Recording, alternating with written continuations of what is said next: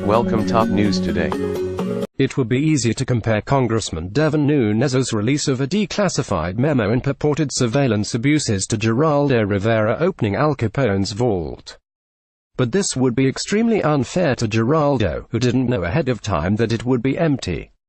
The 4-page memo was drafted by House Intelligence Committee staffers with access to highly classified information about an ongoing criminal investigation into foreign interference in the last presidential election. By Nunes' account, they uncovered evidence that officials in the FBI and Justice Department abused surveillance powers to spy on Trump campaign staffer Carter Page. The committee has discovered serious violations of the public trust, and the American people have a right to know when officials in crucial institutions are abusing their authority for political purposes. Nunes said, "Our intelligence and law enforcement agencies exist to defend the American people, not to be exploited to target one group on behalf of another." Against the wishes of his FBI director, Christopher Wray, President Donald Trump approved the release of the previously top-secret memo in the hopes that it would discredit the Russia investigation. But the much-hyped document falls far short of what its backers claimed. As the FBI and House Democrats warned, the memo is also riddled with selective omissions that distort its portrayal of events. And yet, in an ironic twist, it also confirms certain details about the investigation that undercut Trump's defenses against the accusations he faces. The memo alleges that former British intelligence officer Christopher Steele, who prepared the infamous dossier of damaging allegations against Trump, was biased against Trump because the consulting firm that funded the dossier, Fusion GPS, was paid for by a law firm hired by the Clinton campaign. Accordingly, the memo alleges that the FBI wrongly withheld Steele's bias from the Foreign Intelligence Surveillance Court when, based partly on the dossier, it sought a surveillance order against former Trump foreign policy aide Carter Page. The broader, unstated implication is that the entire Russia investigation is tainted by partisanship. It's been reported for months that the FBI used the dossier in the investigation and initial FISA warrant application in October 2016, and that Steele's work could be traced back to Democratic funding. But the memo largely elides two key facts. One is that Page had well-established contacts with Russian intelligence figures long before he joined the Trump campaign, making their choice to surveil him less random than it seems. The other is that the Russia investigation actually began well before Steele contacted the FBI. The FISA application targeting Page was drafted.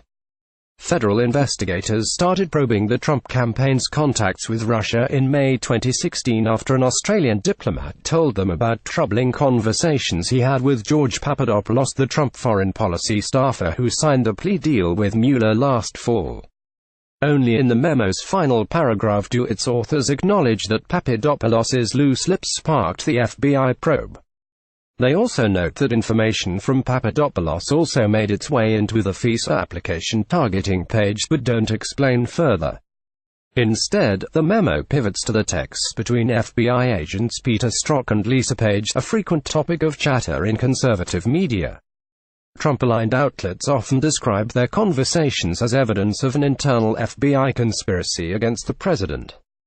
But the Wall Street Journal reviewed more than 7,000 text messages between them and reported on Friday that it found no evidence of a conspiracy against Mr. Trump. The memo then tries to criticize the FBI for relying upon a Yahoo News article by Michael Isikoff about Page's July 2016 trip to Moscow in its FISA application. According to the memo, the article doesn't corroborate the dossier because Steele was a source for both of them. Steele's numerous encounters with the media violated the cardinal rule of source handling, maintaining confidentiality, and demonstrated that Steele had become a less than reliable source for the FBI, the memo says. But the memo refutes its own implications. There's no indication that the FBI knew Steele was Isikoff's source or that he had been talking to reporters at all when it submitted the FISA application on October 21, 2016. In fact, the memo says the FBI didn't break off ties with Steele until after a Mother Jones article revealed his contacts with the Bureau on October 31, 10 days after the FISA application was filed.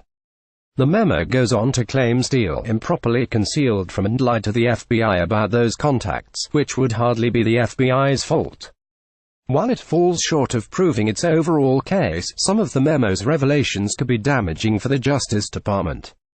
Conservative news outlets highlighted one previously unreported detail that then-Deputy FBI Director Andrew McCabe had testified before the committee in December 2017 that no surveillance warrant would have been sought from the FISC without the Steele dossier information. But there's already been some pushback on that claim. CNN's Jim Shooter reported that two Democratic committee members told him McCabe didn't say that.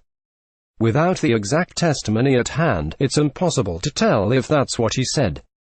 The FBI said earlier this week that it had grave concerns about material omissions of fact that fundamentally impact the memo's accuracy, but it's unclear if this is what they meant.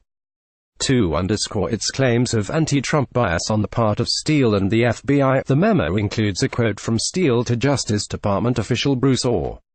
In September 2016, Steele admitted to Orr his feeling against then-candidate Trump when Steele said he was desperate that Donald Trump not get elected and was passionate about him being president, the memo says. This clear evidence of Steele's bias was recorded by Orr at the time and subsequently in official FBI files, but not reflected in any of the page visa applications. But Steele apparently had a good reason to think this. After all, he compiled a dossier of allegations suggesting that the Republican candidate for president collaborated with Moscow to undermine an American election because they had compromising information that could be used to blackmail him. Is it surprising that Steele didn't want that guy to win?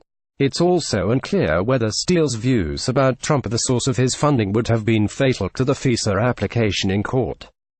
George Washington University law professor Orin Kerr noted earlier this week that the government often uses informants who don't have impeccable credentials.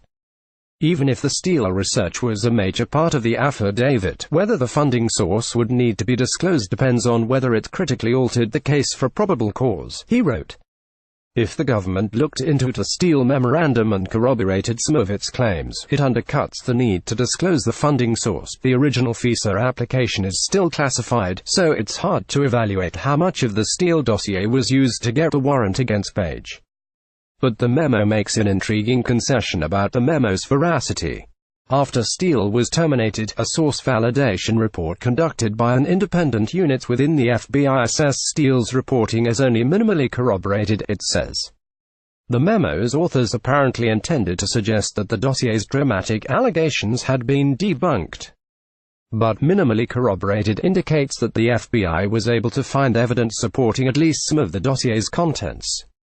In essence, Trump declassified a document attacking the Steele dossier that also undercuts his political defenses against it.